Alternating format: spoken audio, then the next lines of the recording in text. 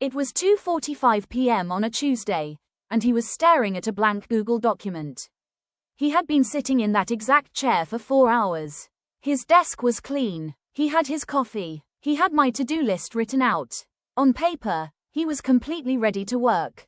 But in reality, he had accomplished zero. Every time I typed a single sentence, an invisible weight dragged my hand toward my phone. Just a 5-second check. 10 minutes later, he would snap out of a trance, realize he was scrolling through brain rot videos, feel a wave of guilt, put the phone down, and then do it all over again 20 minutes later. By 6 p.m., he closed his laptop. He felt mentally exhausted, completely foggy, and overwhelmed by a quiet, lingering shame. He sat back, looked at the ceiling, and thought, I've just become lazy. I lost my drive. But he was wrong. He wasn't lazy. And if you feel like you're stuck in that exact same loop right now, neither are you. Driven by frustration, he spent the next month treating himself like a science experiment. He wanted to know why a human being who desperately wanted to achieve their goals couldn't force themselves to focus for 30 uninterrupted minutes. That's when he stumbled upon a concept in neuroscience that completely flipped my perspective: the baseline dopamine crash. He used to think dopamine was the feeling of pleasure you get after you achieve something big.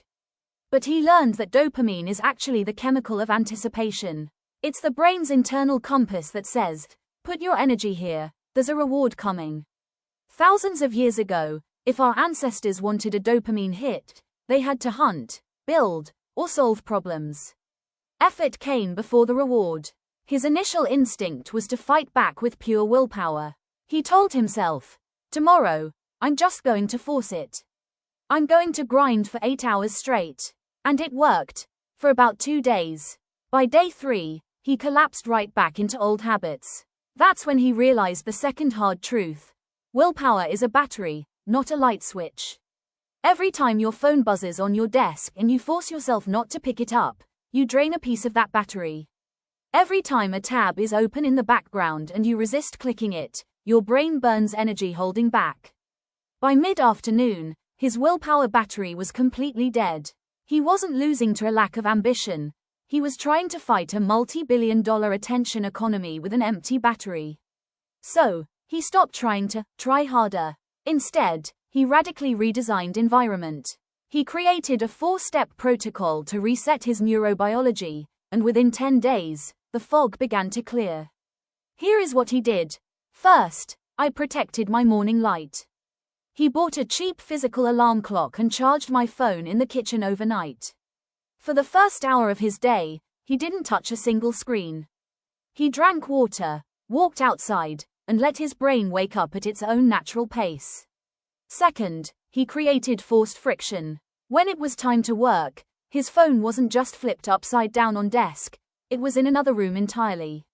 If he wanted to distract himself, he had to physically stand up, walk down the hallway, and open a drawer. That tiny 5-second gap was enough for his conscious mind to say, stop, what are you doing? Third, he traded fast stimulation for slow stimulation. When he was bored, instead of reaching for short-form clips, he forced himself to pick up a book or listen to a long-form audio program. He retrained brain to enjoy longer, slower narratives. Around day 7 of this experiment, something strange happened. He sat down at desk at 9 a.m., opened a blank document, and started typing.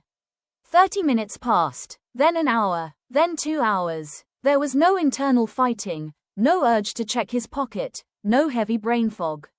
The work hadn't gotten easier. His brain had just calibrated back to reality. We live in an era where the average person's attention span is fragmented into a million tiny pieces. That means if you can simply regain the ability to focus on one thing for 60 uninterrupted minutes, you immediately hold an unfair advantage over 99% of people around you. The moral we get is, if you feel stuck, tired, and unable to focus today, take a deep breath. You aren't broken, and you aren't lazy. Your baseline is just off balance. Start small tomorrow morning. Put your phone in another room tonight. Wake up, and give yourself just 60 minutes of quiet space before you invite the rest of the world in. If this story resonated with you, Leave a comment letting me know the one digital habit you're cutting out this week. Hit the like button, subscribe for more stories like this, and I'll see you in the next video.